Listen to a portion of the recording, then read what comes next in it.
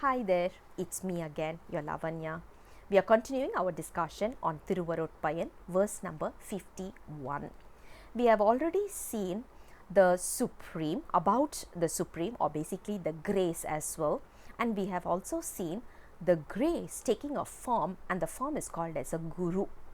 Now, the sixth chapter that we are going to talk about is called as Ariyum Neri, which simply translates as how is the soul going to realize, or how the soul is going to get the grace. And that is what we are going to discuss now. The first verse in the sixth chapter, which is the 51st song. Needum vinaigal neraaga neradhal koodum irai saththi kolal.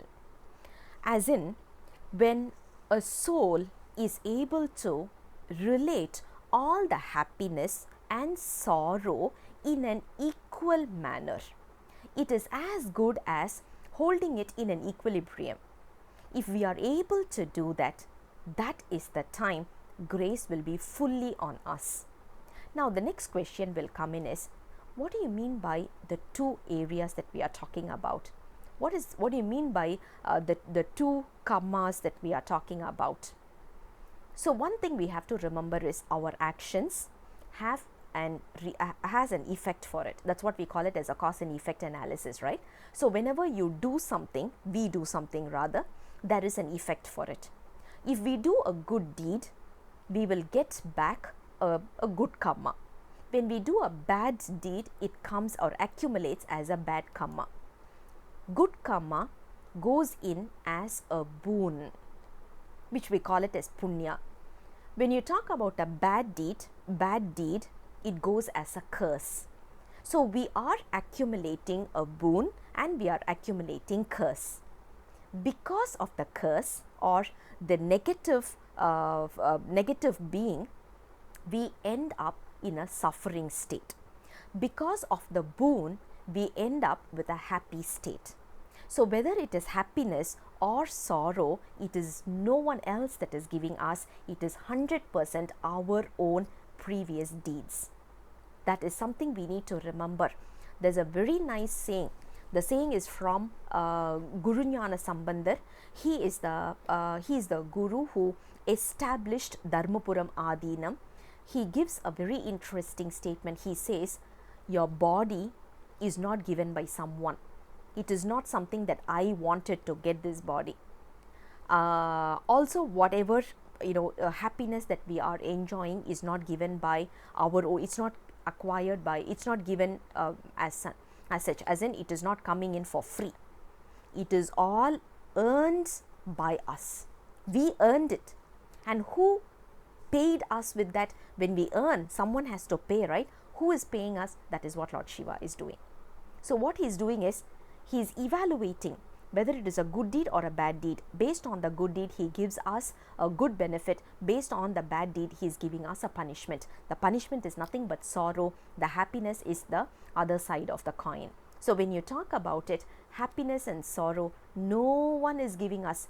If we start blaming our neighbors, if we start blaming our bosses, if we start blaming our spouse, our kids, our siblings, our family members, whoever it is, even our pets, dogs, cat, no. The sorrow is not by anyone. It is not given to us by anyone. It is only given to us because of whatever we have earned. That is something we need to be very, very clear about. Once we are clear with this, we will stop blaming everyone, and we will start realizing that there is someone beyond, that is something beyond our capacity, and that will bring us the humble behavior.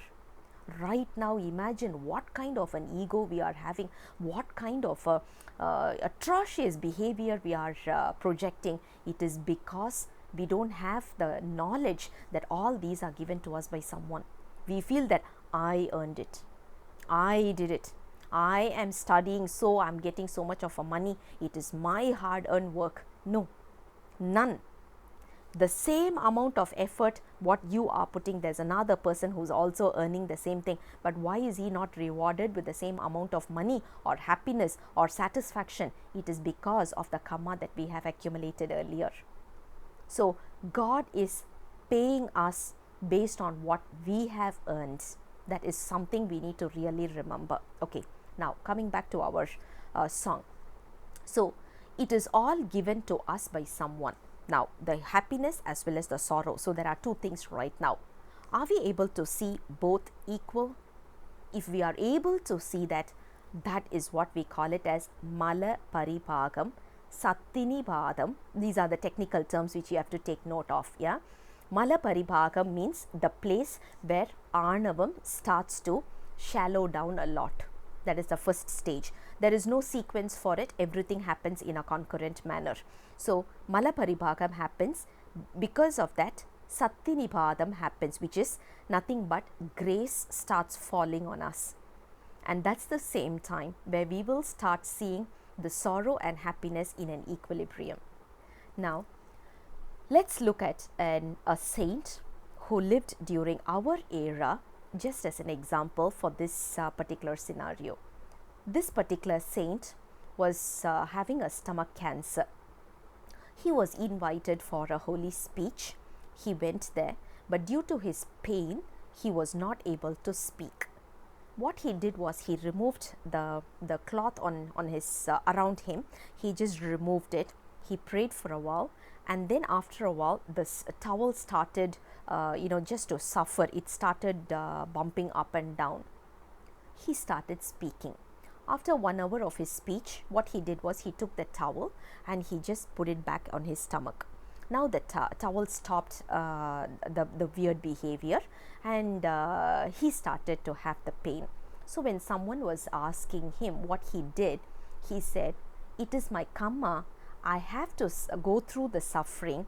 It is something that I have to do. No other option. I have to go through. But during the 1 hour speech, I was not able to give because of the pain. So I just temporarily gave it to the towel. Now I'm taking it back."